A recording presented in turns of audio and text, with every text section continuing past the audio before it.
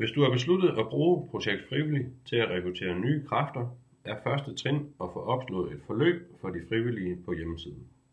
I denne video får du et par tips til, hvordan det let kan gøres. Det første du skal gøre for at få dit opslag på hjemmesiden er at klikke dig ind på projektfrivillig.dk. Så kommer du frem her til forsiden, hvor du får et par valgmuligheder.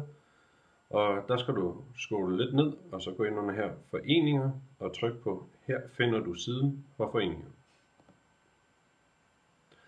Så kommer du ind på siden for foreninger, hvor du kan finde en masse information, og vigtigst af alt, du kan opslå dit forløb.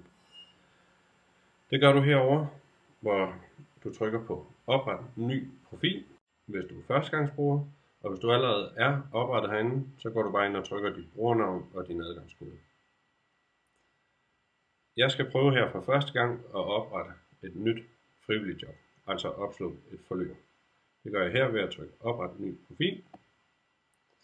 Så bliver jeg ført over på en ny side, fordi vi arbejder sammen med frivilligjob.dk.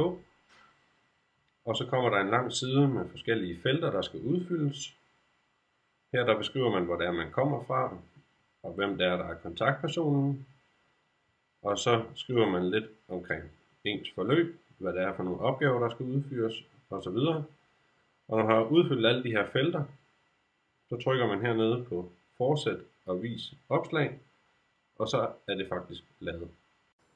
Hvis du vil have flere tips og tricks til projektfrivillig.dk, anbefaler jeg, at du går ind og ser nogle af vores andre videoer. Mange tak, fordi du kiggede med.